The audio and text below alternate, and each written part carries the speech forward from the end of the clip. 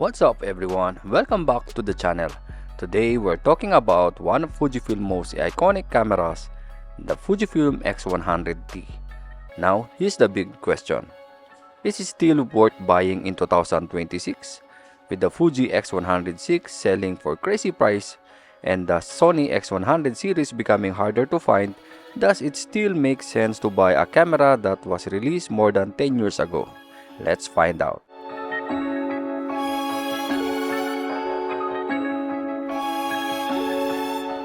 The first thing you will notice is the design. Honestly, the camera still looks premium even in 2026. It's compact, lightweight, and has the classic rangefinder looks that makes people stop and ask what camera you are using. Unlike many modern cameras filled with buttons and menus, the X100T is simple and fun to shoot.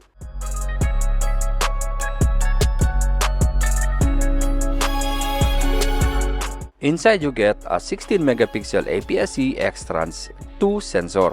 Now I know some people will say 16-megapixel isn't enough, but honestly, for Instagram, Facebook, YouTube thumbnails, travel photos, and even prints, 16-megapixel is still more than enough.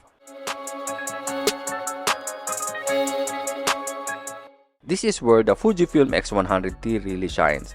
The Fujifilm colors are beautiful. Classic chrome, Velvia, Provia, Asia.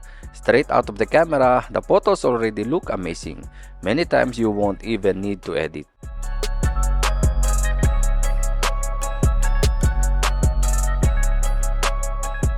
The fixed 23mm f2 lens is another reason people love this camera.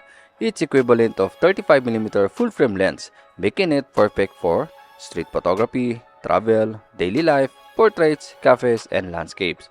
It shares fast, encouraged to move instead of relying on the zoom.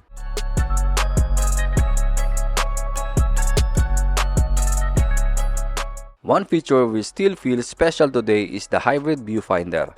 You can instantly switch between an optical viewfinder and electronic viewfinder. Even in more modern cameras don't offer this experience.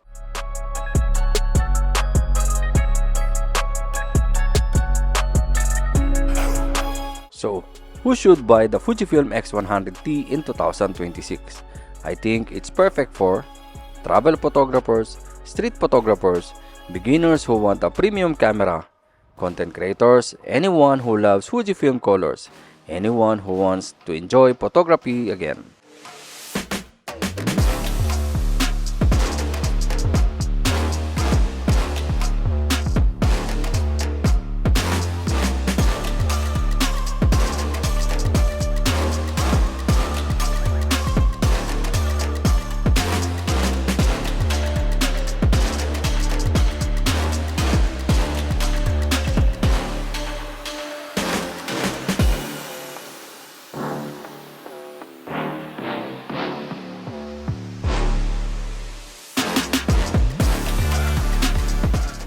Of course, it's not a perfect.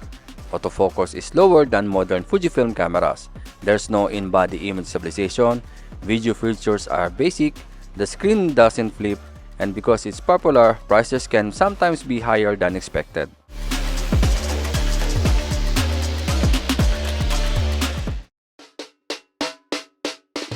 And before we end this video guys, I want to share something special. As someone who loves cameras, photography, and filmmaking, I'm starting a new journey in one of the most beautiful islands in the Philippines. Introducing Siquijor Camera House, a camera rental service made for travelers, vloggers, and creators visiting Siquijor.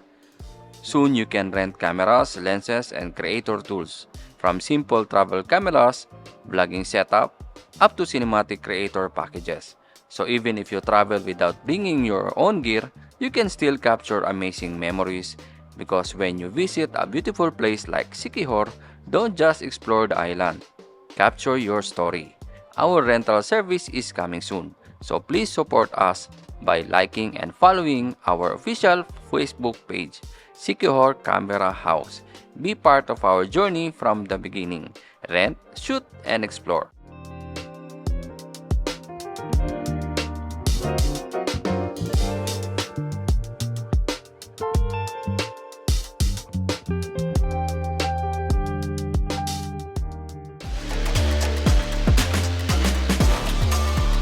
So, is the Fujifilm X100T still worth buying in 2026?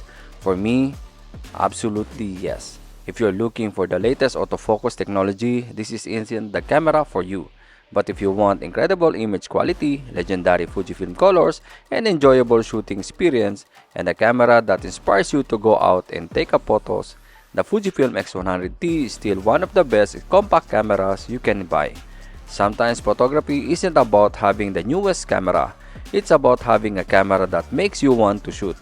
And that's exactly what Fujifilm X100T does.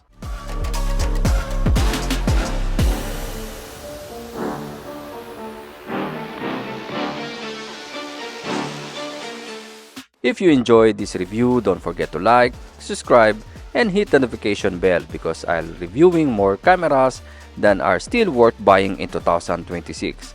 Thanks for watching and I'll see you in the next video.